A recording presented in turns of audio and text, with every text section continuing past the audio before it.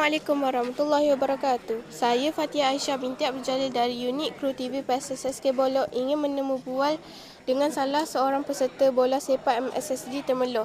Boleh saya menemu bual abang? Boleh. Boleh perkenalkan diri abang?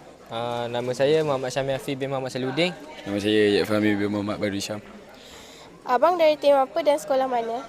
Dari tim SSM Pahang, dari Sekolah Sukan Seberang Temerloh. Boleh saya tahu sudah berapa lama abang berlatih untuk menyertai perlawanan bola sepak? Tahun dah latih dalam 7-6 tahun itu. 7 tahun situ lah. Cuma kalau berlatih di sekolah dalam 2-3 tahun.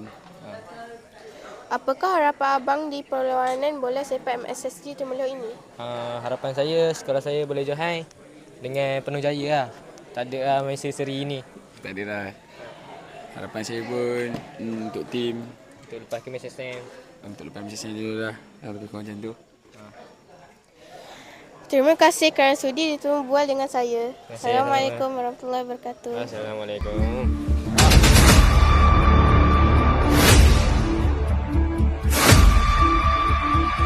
Assalamualaikum warahmatullahi wabarakatuh.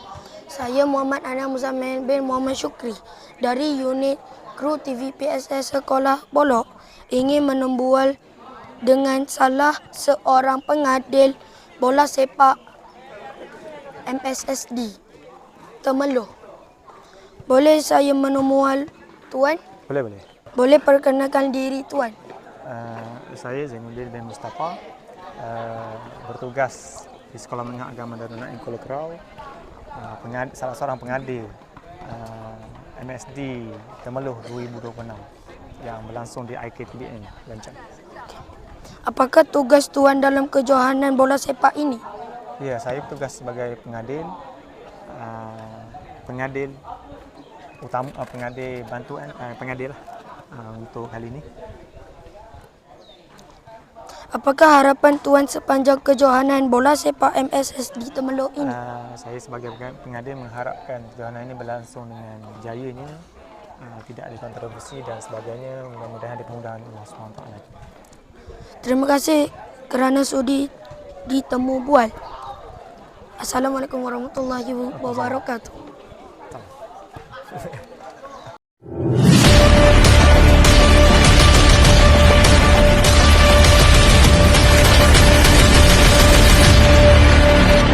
Assalamualaikum warahmatullahi wabarakatuh. Saya Fatia Aisyah binti Abdul Jalil dari unit Kru TV PSSSK Bolok ingin menemu bual dengan salah seorang peserta bola sepak MSSD Temerloh.